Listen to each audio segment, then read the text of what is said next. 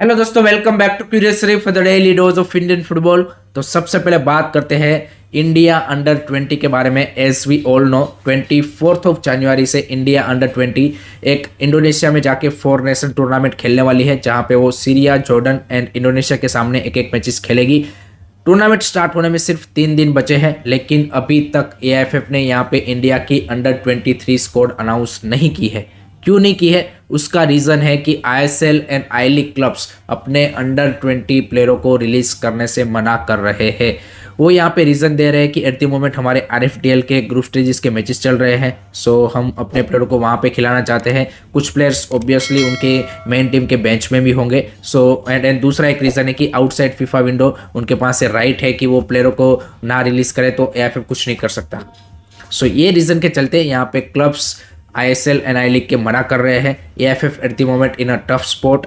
Solution के तौर पे एआईएफएफ ने ये किया है कि उन्होंने यहाँ पे 33 प्लेयरों को पिक किया है जो कि अंडर 18 है। ऑब्वियसली सीरिया, जॉर्डन एंड जो इंडोनेशिया के प्लेयर्स होंगे वो अंडर 20 प्लेयर होंगे, लेकिन जो इंडिया के अंडर 18 प्रॉमिसिंग प्लेयर्स हैं उनको यहाँ पे उन्होंने पिक किया है 33 प्लेयरों को। एंड बीबी थॉमस जो कि संतोष ट्रॉफी में केरला के कोच थे और केरला को फाइनल तक लेके गए थे इस सीजन, उनको यहाँ पे eight the moment India under 20 का हेड कोच के तौर पे चुना गया है आफ्टर रंजन चौधरी फेलियर। तो वो उनके under eight the moment team train हो रही है एंड उसमें से 23 प्लेयर मोस्ट प्रोबेबली पिक किए जाएंगे। So this is the unfortunate situation, again club versus country situation हमें देखने को मिल रहा है। इसमें काफ़ी लोग ऑब्वियसली क्लब को ब्लेम करेंगे कि भाई यहाँ पे प्लेयर को रिलीज करना चाहिए नेशनल चीज़ के लिए। कुछ लोग यहाँ पे एआईएफएफ को भी ब्लेम करेंगे, लेकिन जब तक आप अपना कैलेंडर सॉर्ट आउट नहीं करेंगे तब तक ये सिचुएशन यहाँ पे अगेन एंड अगेन रेज होती ही रहेगी। You need to sort out your calendar. उसके अलावा ये यहाँ पे इसका कोई सॉल्यूशन नहीं है। अगेन एंड अगेन ऐसी सिचुएशन यहाँ पे होगी, या तो फिर आपकी जो कोऑर्डिनेशन है उसमें आपको बेटर तरीके से कम्युनिकेट करना पड़ेगा। नो डाउट एआईएफएफ के जो डेप्यूटी जनरल सेक्रेटरी है एम सत्या, उन्होंने बोला कि भाई आईएसएल एंड आई लीग क्लबों को अपने प्लेयरों को रिलीज करना चाहिए, क्योंकि काफ़ी सारे प्लेयर उसमें से तो बेंच पे ही बैठे रहते हैं। तो उससे अच्छा है कि भाई उनको यहाँ पे इंटरनेशनल लेवल पे एक अच्छा एक्सपोजर मिल जाता, जो कि सही बात है। यहाँ पे क्लब को भी ये समझना चाहिए कि जो उनके प्लेयर अनयूज प्लेयर है कि जो बेंच पे बैठे रहते हैं उनको तो एटलीस्ट आप रिलीज कर ही सकते हो। But this is the unfortunate situation at the moment. Let hope so जल्द से जल्द स्कोर का अनाउंसमेंट हो एंड 24 को हमें सीरिया के सामने मैच खेलना है। तो देखते हैं कौन सी स्कोर आती है। मोस्ट प्रोबेबली आपको most of the under 18 players ही देखने को मिलेंगे। लेट मी नो गाइस, आपके क्या थॉट्स है इसके बारे में, कॉमेंट सेक्शन में जरूर बताइए।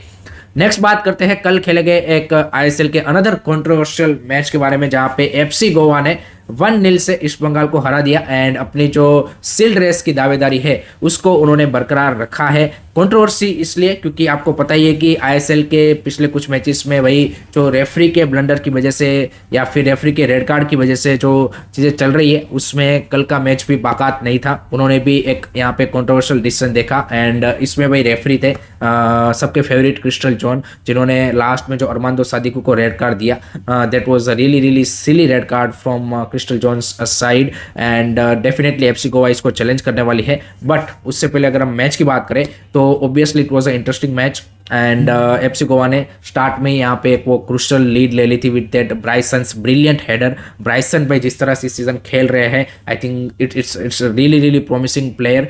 6 गोल ऑलरेडी मार चुके हैं 16 मैचेस में, एक असिस्ट दे चुके हैं एंड एफसी गोवा के लिए आप बोल सकते हैं कि इस मैच के 2 हीरो थे। एक थे ब्राइसन फर्नांडिस ऑब्वियसली वो गोल के थ्रू, एंड दूसरे थे ऋतिक तिवारी, उन्होंने भी 2-3 जबरदस्त सेव किए। दूसरी side I think east Bengal played a really good second half. First half में वो थोड़ा सा वेटिंग वाला गेम खेल रहे थे, लेकिन सेकंड हाफ में उन्होंने काफ़ी ज़्यादा अटैकिंग थ्रेड्स बनाए, जिसमें भाई जो डेब्यूटेंट थे उनके यहाँ पे रिचार्ड सेलिस, उन्होंने भी भाई 2-3 ज़बरदस्त चांसेस बनाए बट अनफॉर्चुनेटली फिनिश नहीं हो पाए। गोवा ने भी सेकंड हाफ में एक अरमांदो सादिकू को भाई सीटर चांस मिला था, ब्राइसन ने बढ़िया क्रॉस डाल के उनको भाई यहाँ पे थाली पे सजा के दिया था गोल, लेकिन अरमांदो सादिकू मिस द चांस। तो सादिकू का भी जो फॉर्म है, कॉन्फिडेंस है, वो डाउन लग रहा है।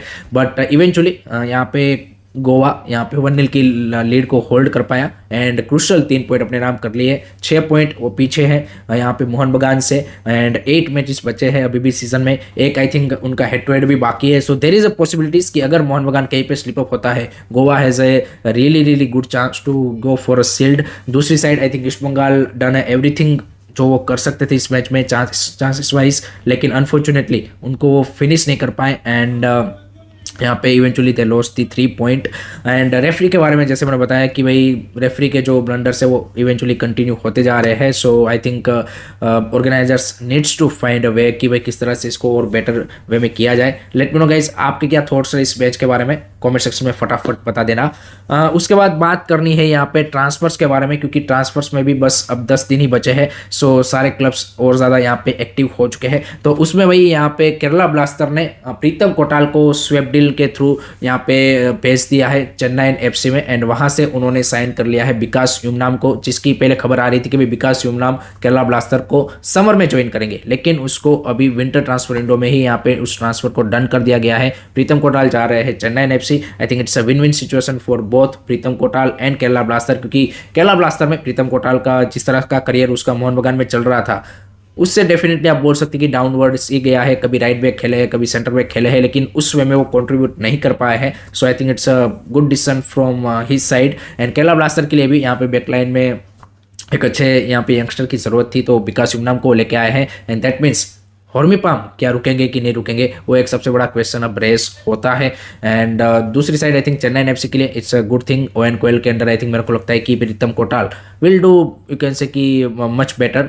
सो लेट्स सी कि रिमेनिंग ऑफ द सीजन में दोनों प्लेयरों की किस तरह की परफॉर्मेंस रहती है। आप दोनों साइनिंग को कितना रेट करेंगे, किसके लिए पॉजिटिव है, किसके लिए नेगेटिव है, कमेंट सेक्शन में बता देना। उसके बाद जो दूसरी खबर है वो है ऑब्वियसली सर्जियो लोबेरा के रिगार्डिंग, जो कि आई थिंक इस ट्रांसफर विंडो की सबसे ज़्यादा अभी तक की टॉक खबर है कि जहाँ पे सर्जियो लोबेरा जा रहे हैं कि नहीं जा रहे हैं, रुक रहे हैं नहीं रुक रहे हैं। दोनों तरफ की रिपोर्ट्स आ रही है। केरला बेस्ड जो रिपोर्ट्स है वो ये बता रही है कि भाई Sergio Lobera to Kerala Blaster is done. बाकी जो रिपोर्ट्स है वो ये बता रही है कि भाई Sergio Lobera is staying. And जो मेरे को लगता है कि जो ट्रस्टेड सोर्सेस है उसकी अगर हम खबर के ऊपर बिलीव करें तो eight the moment Lobera is staying at Odisha FC, इसके प्रोबेबिलिटीज ज़्यादा दिख रही है। बाकी situation can change at the last moment also. अगर केरला ब्लास्टर कोई यहाँ पे बेटर उनको ऑफर प्रपोज करता है then situation might change, but at the moment Lobera looks like कि भाई वो ओडिशा एफसी में स्टे करेंगे। एंड दैट मीन्स कि केरला ब्लास्टर अगर इस टारगेट को अचीव नहीं कर पाए तो लेट होप सो कि उनके पास पे बैकअप के तौर पे वो प्लान होना चाहिए कि भाई अगर लोबेरा को हम यहाँ पे नहीं ला पाते then we will go for another coach. तो सीइंग दिस सिचुएशन मेरे को लगता है कि केरला ब्लास्टर इस सीजन यहाँ पे जो थॉमस टॉर्च है उनके साथ ही एंड टीजी पुरुषोत्तम उनके साथ ही वो खत्म करेंगे सीजन। एंड नेक्स्ट सीजन से ही आपको नया कोच देखने को मिलेगा। आपके क्या ओपिनियन है इस सिचुएशन के बारे में, कमेंट सेक्शन में बता दीजिए। अब बात करते हैं आई लीग के बारे में। तो आई लीग में भी कल 2 इंटरेस्टिंग मैचेस हमें देखने को मिले, जहां पे रियल कश्मीर ने 9 मैन एससी बेंगलुरु को भाई यहाँ पे 3-1 से हरा दिया। एंड अगेन आईएसएल में रेफरी की कंट्रोवर्सी हो रही है, ऐसा नहीं है, आई लीग में भी भाई दबा के रेफरिंग कंट्रोवर्सी हो रही है। और इस मैच में भी एक ऐसा इंसिडेंट हुआ कि जहाँ पे रियल कश्मीर ने क्लियर कट गोल मारा था लेकिन उसको भाई यहाँ पे डिसअलाउ कर दिया।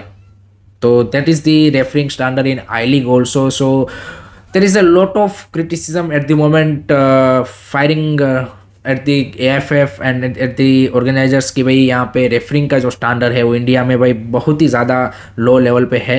बट आई थिंक इसके बारे में आई थिंक एक serious discussion between the all the stakeholders होना चाहिए कि किस तरह से इसको इम्प्रूव किया जाए एंड किस तरह से जो गेम है टूर्नामेंट है उसको और ज़्यादा यहाँ पे फेयर एंड स्क्वायर बनाया जाए। But great victory for real Kashmir with against you can say कि एससी बेंगलुरु। एंड दूसरा जो मैच था यहाँ पे Rajasthan United versus tempo SC का, वो 1-1 से यहाँ पे ड्रॉ रहा। तो आई लीग की भी आप अगर टाइटल रेस देखेंगे तो ऑलमोस्ट हम हाफ ऑफ द सीजन तक मिड सीजन तक पहुँचने के लिए आ चुके हैं। एंड उसमें भाई टॉप 3 टीम दिख रही है at the moment. Churchill brother, Inter Kashi and Namdhari ने सरप्राइजिंगली बेटर किया है। सो लेट्स सी यहाँ पे रिमेनिंग मैचेस में कौन सी टीम यहाँ पे और बेटर परफॉर्मेंस देके इस सीजन की यहाँ पे विनर बनती है एंड नेक्स्ट सीजन हमें आईएसएल में देखने को मिलती है। So that's it from my side guys regarding today's Indian football news. I hope कि आपको वीडियो पसंद आया होगा। Keep supporting Indian football, don't forget to like share and subscribe curiosity. जय हिंद, जय भारत।